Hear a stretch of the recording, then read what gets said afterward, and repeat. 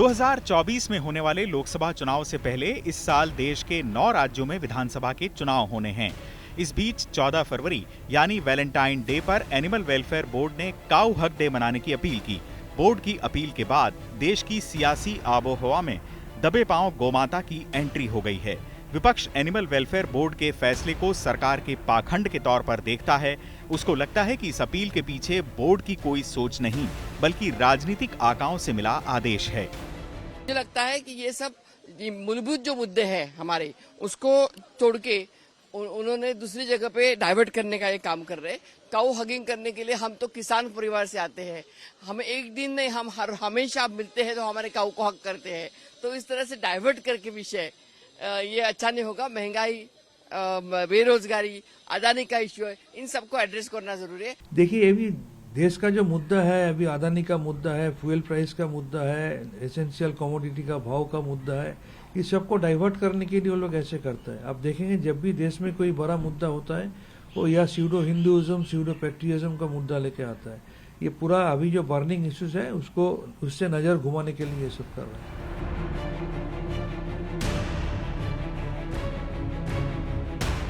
Board का मानना है कि गाय को गले लगाने का यह कदम जिंदगी को खुशनुमा और सकारात्मक ऊर्जा से भरने में मददगार होगा। ऐसा करने से भावनात्मक समृद्धि आएगी और व्यक्तिगत और सामूहिक खुशी भी मिलेगी।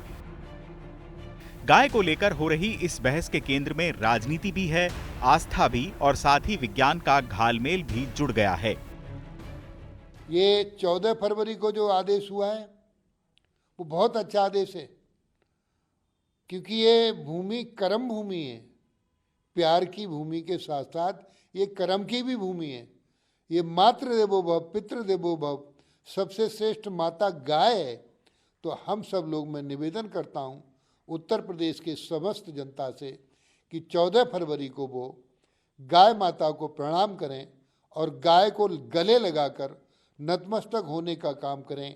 वैलेंटाइन डे क्या है? वैलेंटाइन डे हमें तो पता नहीं क्या है। ये पाश्चात्य संस्कृति में क्या है वैलेंटाइन डे, क्या अर्थ है उसका, क्या हमारी परंपराओं से उसका मेल है, और क्या वैलेंटाइन डे मतलब कि उसका प्रकृति से क्या लेन देन है। तो वैलेंटाइन डे के बारे में हमें नहीं पता, हमें तो गौ पूजा के बारे में पता। वैसे गाय इससे पहले भी राजनीति के केंद्र में रहती आई है। इसको लेकर देश में जमकर ध्रुवीकरण होता रहा है। अंग्रेजों के दौर में 1857 का विद्रोह ही इस अफवाह से भड़का था कि भारतीय सिपाहियों को गाय की चर्बी वाले कारतूस दिए जा रहे हैं, जिन्हें दांतों से खोलना पड़ता था।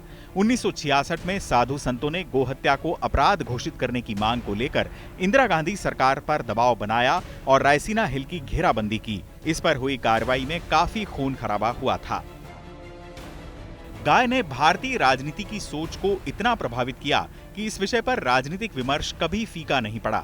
बीते साल उत्तर प्रदेश विधानसभा चुनाव से ठीक पहले कांग्रेस ने आरोप लगाया कि योगी आदित्यनाथ की यूपी में गायें मर रही हैं और गौशाला संचालक मोटे हो रहे हैं। खुद प्रधानमंत्री मोदी ने काशी में कहा था कि गाय और गोवर्धन की बात करना कुछ लोगों ने गुनाह बना दिया है। गाय कुछ लोगों के लिए गुनाह हो सकती हैं, हमारे लिए माता हैं, पूजनीय हैं। जून 2020 में योगी सरकार ने गोवध करने वालों को 10 साल की जेल और 5 लाख जुर्माने का कानून बनाया। इसी साल चुनाव की तैयारी कर रहे छत्तीसगढ़ में बने गौठान आर्थिक गतिविधियों के केंद्र में बदल रहे हैं। यहाँ गोबर और गोमूत्र से अलग अलग उत्पाद बनाए जा रहे हैं, जिनसे महिलाओं को भी रोजगार मिल रहा है। राज्य में अब तक 10,743 गांवों में गौठानों के निर्माण की मंजूरी दी गई, जिनमें से 9,671 गौठान बनाए गए हैं और बाकी गौठान बनाए जा रहे हैं। बात अगर एक अन्य चुनावी राज्य मध्य प्रदेश की करें तो यहाँ भी गाय राजनीति के केंद्र में रही है। कांग्रेस के पीसी शर्मा ने यहाँ तक मांग कर डाली थी कि सरकार गाय को राष्ट्रीय पशु घोषित करे।